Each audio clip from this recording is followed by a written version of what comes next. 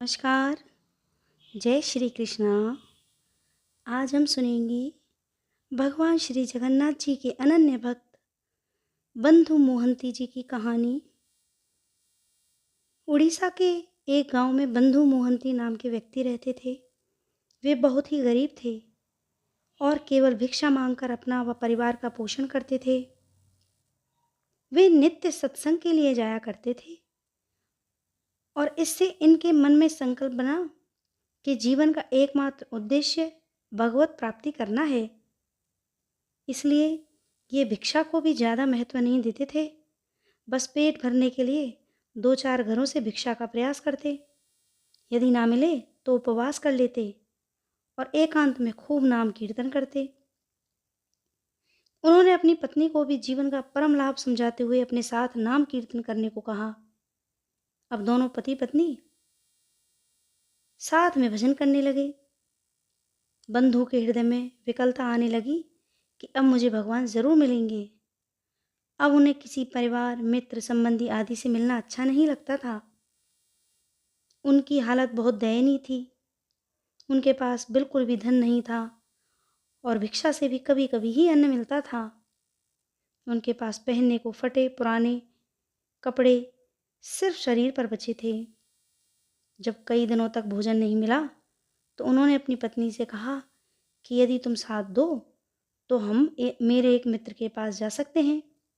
मेरा मित्र बहुत धनी और कृपालु है, मुझसे बहुत प्यार करता है। 5 दिन तक पैदल सफ़र है, लेकिन उसके बाद हमें कभी भूखा नहीं रहना पड़ेगा। उनकी पत्नी पतिव्रता थी और बंधु मोहंती की बात समझते हुए साथ चलने को मान गई। कई दिन से भूखे होने के कारण 5 दिन के लिए चलना असंभव सा था। बंधु मोहंती अपने 2 बच्चों और पत्नी के साथ उस गांव के लिए निकल पड़े। रास्ते में जब भी बच्चे या पत्नी भूख के कारण चल नहीं पाते तो बंधु कोमल कोमल पत्ते चुनकर लाते और उनको खिला देते। उन्हें कई बार केवल पानी पीकर ही संतोष करना पड़ता, परंतु धीरे धीरे सब आगे बढ़ते रहे। अंदर से मिलन की इतनी चाह थी कि बंधु मोहंती को तो भूख की परवाह भी नहीं थी। लेकिन अपने बच्चों और पत्नी को भूख से तड़पते देख वे अंदर ही अंदर भगवान से रोते हुए प्रार्थना करने लगे, हे प्रभु, मैं तो भूखा रह सकता हूँ, पर मेरे बच्चे कैसे इतना कष्ट झेल पाएंगे। ऐसा ना हो कि हम आपके वहाँ तक पहुँच ही ना पाएं। इसलिए मुझे इतना सामर्थ्य देना कि मैं शीघ्र ही आप तक पहुँच जाऊं। बंधु मोहिंती का परिवार लड़खड़ाते हुए किसी तरह 5 दिन में जगन्नाथपुरी पहुंचा। श्री जगन्नाथ मंदिर के दूर से दर्शन करते ही बंधु मोहंती साष्टांग लेटकर भूमि पर लौटने लगे और पत्नी से कहने लगे, मेरे कृपालु प्रभु के दर्शन हो गए। मेरे सबसे परम मित्र ये ही हैं। मैं कह रहा था ना मेरे मित्र के बारे में, ये वही हैं। मेरे प्रियतम, मेरे दीन बंधु स्वामी हैं। इनके सामर्थ्य से ही हम यहाँ तक पहुँच पाए हैं। अब मेरे प्राण भी छूट जाएं तो कोई परवाह नहीं। उनकी पत्नी के हृदय में उतना अनुराग तो नहीं था, पर उन्हें इस बात का सुख था कि अब यहाँ भरपेट भोजन मिलेगा और भक्तों का संग मिलेगा। आनंद में चलते हुए बंधु और उनका परिवार सिंह द्वार के सामने पहुंचा। पत्नी और बच्चे भूख से व्याकुल थे, पर वे फटे कपड़ों की हालत में एक कोने में खड़े रहे। कोई उन्हें पूछ ही नहीं रहा था। सिंह द्वार पे बहुत भीड़ थी। कुछ देर बाद मंदिर के कपाट भी बंद हो गए। बंधु ने पत्नी से कहा कि मेरे मित्र से बहुत लोग मिलने आए हैं ना, इसलिए धैर्य रखो, अभी हम पीछे की तरफ चलते हैं। वह सब मंदिर के दक्षिण की ओर, जहाँ जगन्नाथ जी के प्रसाद का धोबन निकलता था, बैठ गए। बंधु ने सबसे कहा कि इस पानी में प्रभु के पात्र धोए जाते हैं, हम अभी इसे ही पीते हैं और कीर्तन करते हैं। हम लोग बहुत भाग्यशाली हैं कि हमें प्रभु का प्रसादी जल पीने को मिल रहा है। कल सुबह जब मंदिर खुलेगा तो मेरे मित्र से हमें कुछ न कुछ प्रसाद जरूर मिलेगा। यह कहकर पूरे परिवार ने एक एक कर वो प्रसादी जल पीकर ही अपना पेट भरा। पत्नी सोच रही थी कि इनके मित्र का तो पता नहीं, पर मैं धन्य हूँ जो ऐसे अनुरागी और धैर्यवान पति मुझे मिले हैं। वो बंधु से कहती कि आप जैसे राजी हैं, हम भी वैसे ही आपके साथ राजी हैं, हमें कोई कष्ट नहीं है। बंधु पूरा समय वही जल निकाल निकाल कर सबको पिलाते रहे और बोले, तुम लोग सो जाओ, सुबह जब मंदिर के पट खुलेंगे तब हमें प्रसाद मिलेगा। बंधु प्रभु की प्रसन्नता के लिए वहीं बैठकर नाम कीर्तन करने लगे और मन ही मन भगवान को धन्यवाद करने लगे। भाव में प्रभु से कहने लगे, हे नाथ, आपने मुझे अपने धाम बुला लिया। मेरे मन में कोई कामना नहीं है, पर आप बस कुछ ऐसी कृपा करो कि मेरी पत्नी को विश्वास हो जाए कि आप मेरे मित्र हो। मुझे जितना चाहे कष्ट दो, पर मेरी पत्नी की मेरे कहने पर इतना कष्ट सहते हुए यहाँ तक आई है और मेरी ही आज्ञा से भोजन भी कर रही है, कहीं इसका विश्वास टूट न जाए।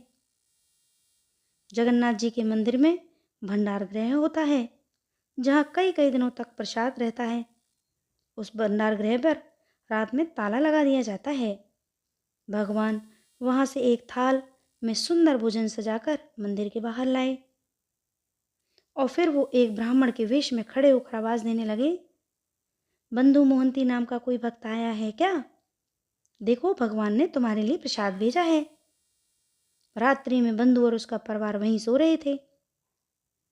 अपना नाम सुनकर बंधु उठा और अपनी पत्नी से कहने लगा कि कोई मुझे पुकार रहा है क्या? बंधु उठे और घबराते हुए इसके पास गए। वहां जाकर देखा तो एक ब्राह्मण हाथ में विशाल रत्न जड़ित थाल में बहुत सारा प्रसाद लिए हुए खड़ा था। ब्राह्मण ने मुस्कुराते हुए कहा, प्रभु ने अंदर से तुम्हारे लिए भोग की थाली भेजी है, इसे ले लो और प्रसाद खाकर थाल अपने पास ही रख लेना। मैं कल सुबह उसे वापस ले जाऊंगा। बंधु का हृदय विकल होने लगा और कांपते हाथों से उन्होंने थाल अपने हाथ में लिया। वो अपनी पत्नी से कहने लगे कि देखा, मैं कह रहा था ना, मेरे मित्र मुझसे बहुत प्यार करते हैं। सब भीड़ चली गई, तब उनको फुर्सत मिली है और फुर्सत मिलते ही मेरे लिए प्रसाद भेज दिया। यह कहते कहते वो एकदम आनंदित होने लगे। आज कई दिन बाद पूरे परिवार ने उस प्रसाद से अपना पेट भर भोजन किया। प्रसाद खाकर बंधु ने विचार किया कि इस थाल को अभी कहीं पहुंचा नहीं सकता, तो उन्होंने अपने फटे कपड़ों में ही उसे लपेटकर अपने सिरहाने रख लिया। अगले दिन सुबह जब भंडार गृह खोला गया तो सबने देखा कि सब सामग्री अस्त व्यस्त थी। भोग का थाल गायब था और प्रसाद भी बिखरा हुआ था। इतना बहुमूल्य थाल गायब होने पर सब हैरान थे। कुछ लोग थाल ढूंढने बाहर निकले। बाहर नाले के समीप उन्होंने देखा कि रत्नों वाला थाल एक फटे कपड़े में बंधा चमक रहा था। हल्ला मचने लगा और सब सेवक बंधु मोहंती को मारने पीटने लगे। सब कहने लगे कि यही चोर है। बंधु की पत्नी रोने लगी और बोली, कैसे मित्र हैं तुम्हारे, रात में प्रसाद खिलाते हैं और सुबह पिटवाते हैं। तुम तो कहते थे कि बहुत कृपालु हैं। उधर बंधु को जैसे ही थप्पड़ पड़ता, वो जय जगन्नाथ कहते हुए नाम जप करने लगते। प्रभु अपने भक्त की स्थिति और धैर्य की ऐसे ही परीक्षा लेते हैं। कभी ऐसा संयोग बने तो हमें भी सह लेना चाहिए, उसे भगवान की इच्छा मानकर आनंदित होना चाहिए। बंधु मोहंती आनंद में मग्न होते हुए नाम जप करते रहे। कोतवाल ने उनसे पूछा, तुम्हें थाल कैसे मिला? बंधु ने बताया, मुझे तो पता भी नहीं कि थाल कहाँ होती है और प्रसाद कहाँ होता है। रात में एक ब्राह्मण ने मुझे पुकार कर इस थाल में प्रसाद दिया। पुजारी ब्राह्मणों को पहचान कराए जाने पर बंधु ने बताया कि इनमें से तो कोई भी नहीं था। कोई मानने को ही तैयार नहीं था। सब कहते रहे कि यह झूठ बोल रहा है। अधिकारी कहने लगे कि ये अंदर घुसा होता तो बाहर प्रधान द्वार पर भी ताला टूटा होता। ये थाल और प्रसाद लेने अंदर कैसे जा सकता है? उधर भीड़ बंधु को नीच दृष्टि से देखने लगी। सब कहने लगे, देखो, ये गरीब कैसे जगन्नाथ जी के मंदिर में चोरी करने से भी नहीं रुका। बंधु मन में हंसने लगा और प्रभु की लीला देखकर प्रसन्न होता रहा। वह अपनी पत्नी की दशा देखकर प्रार्थना करने लगा कि प्रभु, मुझे तो आपकी हर चाल पता है, लेकिन आपकी कृपा पर मेरी पत्नी को अविश्वास मत होने देना। पुरी के राजा रुद्र गहन निद्रा में थे। प्रभु उनके सपने में आए और कहने लगे, तुम यहाँ चैन से सो रहे हो? बाहर मेरे भक्तों को चोर कहकर दुखी किया जा रहा है। तेरे कर्मचारी मेरे भक्त की पूजा ना करके उसे गालियां दे रहे हैं, उसके साथ मारपीट कर रहे हैं। मैंने रात में उसे स्वयं अपने भोग के थाल में प्रसाद दिया है। वो मेरा प्रेमी, मेरा मित्र और मेरा परम भक्त है। जल्दी जाओ और उससे क्षमा मांगो। तुम्हारे राज्य में यदि ऐसे भक्त का अपमान हुआ तो मैं तुम्हें दंड दूंगा। प्रभु की विचित्र सी लीला है, एक तरफ भक्त को पिटवा भी दिया और दूसरी ओर राजा से उसकी पूजा करने को कह रहे हैं।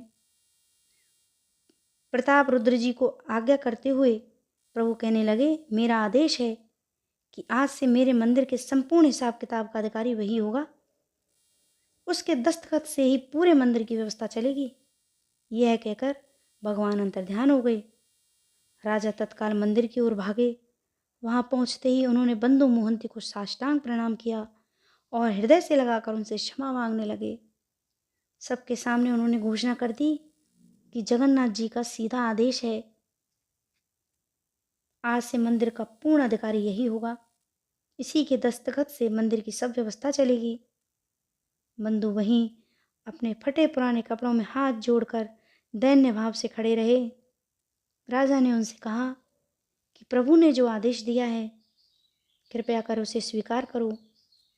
आज भी जगन्नाथपुरी में बंधु मोहंती जी के वंशज मंदिर की सेवा करते आ रहे हैं। सारा हिसाब किताब उन्हीं बंधु मोहंती जी के वंशज संभालते हैं। इस कथा से हमें पता चलता है कि प्रभु को प्रसन्न करने के लिए जरूरी नहीं कि आप धनी हों, उत्तम कुल के हों। प्रभु के लिए प्रेम और अपनापन हो तो उसी से ही वे रीझ जाते हैं। यह है बहुत सुंदर कहानी बंधु मोहंती जी की भगवान जगन्नाथ जी के लिए अनन्य प्रेम की कथा। जय जगन्नाथ, जय श्री कृष्णा।